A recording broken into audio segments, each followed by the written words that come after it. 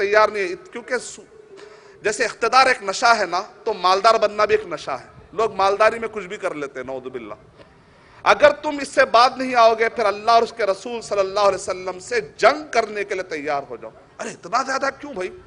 سود کی وجہ سے کہہ رہے کہ زنا سے بھی زیادہ بڑا گناہ ہے. 33 مرتبہ، صرف 1 درہم کھا لیں گے تو 33 مرتبہ زنا کرنے کا گناہ. اگر اتنا بڑا کیا پرابلم ہے اس کے اندر کہ زنا سے بھی بڑا ہے. ایک آدمی زنا کرتا ہے تو اس کو ایڈز کی بیماری لگتی ہے، وہ 1-2 عورتوں کو خراب کرتا ہے، اپنے آپ کو خراب کرتا ہے، کچھ معاشرے کو خراب کرتا ہے. لیکن سود کھانے والا اگر ہندوستان میں کوئی سودی کاروبار کرتا ہے، افریقہ کے اگر 20,000 بچے مال نیوٹریشن میں اگر مرتے ہیں تو یہ سود کی وجہ سے ہے.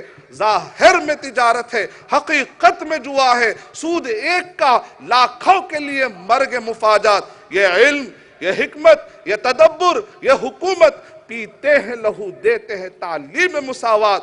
ہے دل کے لیے موت مشینوں کی حکومت، احساس مروت کو کچل دیتے ہیں آلات.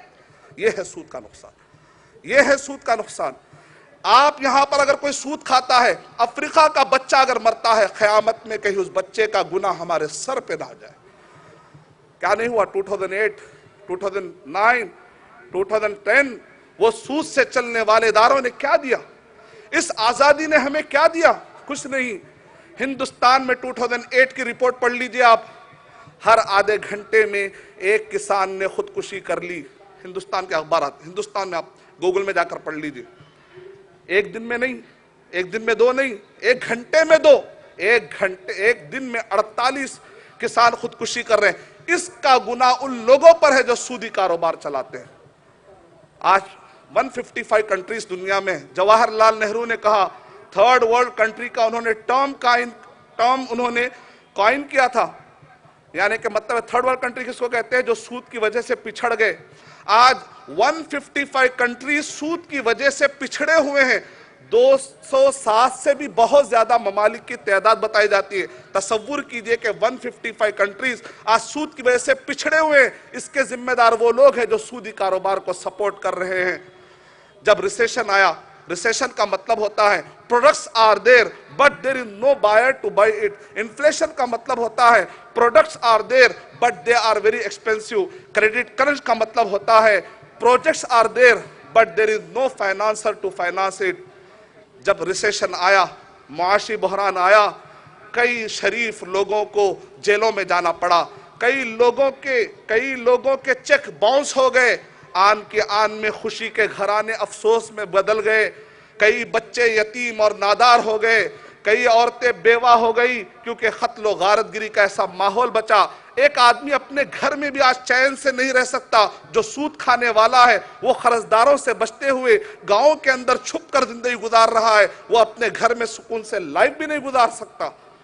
کیا نبی اکرم صلی اللہ علیہ وسلم نے ارشاد نہیں فرمایا یمحق اللہ الربا، کہ سود کو اللہ مٹا کر رہیں گے، وَيُرْبِ الصَّدَقَاتِ، اللہ تعالیٰ صدقات کو بڑھا کر رہیں گے، وَاللَّهُ لَا يُحِبُّ كُلَّ كَفَّارٍ نَثِيمٍ، اور اللہ سبحانہ وتعالیٰ ناشکرے کو اور گنہگاروں کو اللہ تعالیٰ پسند نہیں کرتے. کیا ہم ناپسندیدہ لوگوں میں شمار ہونا پسند کریں گے؟ نعوذ باللہ من ذالک.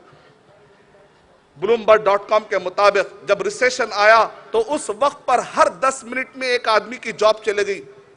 اس کے ذمہ دار کہتے ہیں آج کے لوگ بھائی مسلمان امپلائمنٹ کے بارے میں بات نہیں کرتے، مسلمان امپاورمنٹ کے بارے میں بات نہیں کرتے.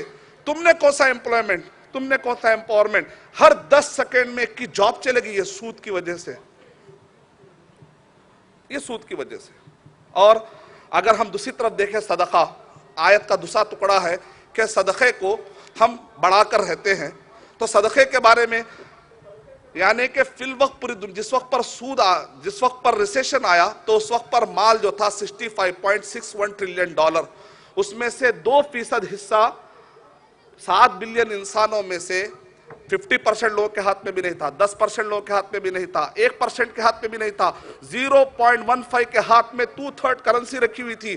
باقی کے 99.85 لوگ 1/3 پر لائف گزار رہے تھے. سود کی وجہ سے نقصان ہوا، بہت سارا نقصان ہوا. اس کے مقابلے میں صدقات، اگر یہ دنیا کے 0.15 لوگ اپنے مال میں کا اگر وہ 10% نکال دیں 155 کنٹریز سود سمیت آزاد ہو جائیں گے. اگر یہ اپنے مال میں کا 5% نکال دیں گے خیرات کے طور پر 133 کنٹری سود سے آزاد ہو جائیں گے. اگر اپنے یہ مال میں کا 2.5% نکال دیں گے پوری دنیا بلو پاورٹی لائن ہے ابو پاورٹی لائن ہو جائے گی. میں اللہ تعالیٰ سے دعا کرتا ہوں کہ اللہ سبحانہ وتعالیٰ ہم سب کو سود کے نقصانات سے بچائے اور اچھے معاشی اعتبار سے جو کمپنیاں کام کر رہے ہیں ان کو سپورٹ کرنے کے اللہ تعالیٰ توفیق عطا فرمائے. اور اگر کچھ کریکشن کی ضرورت ہوتی ہے تو یقیناً کریکشن کر کے اس سنت کو ادا کرتے ہوئے ان کو سپورٹ کرنے کی توفیق عطا فرمائے. السلام علیکم ورحمۃ اللہ وبرکاتہ.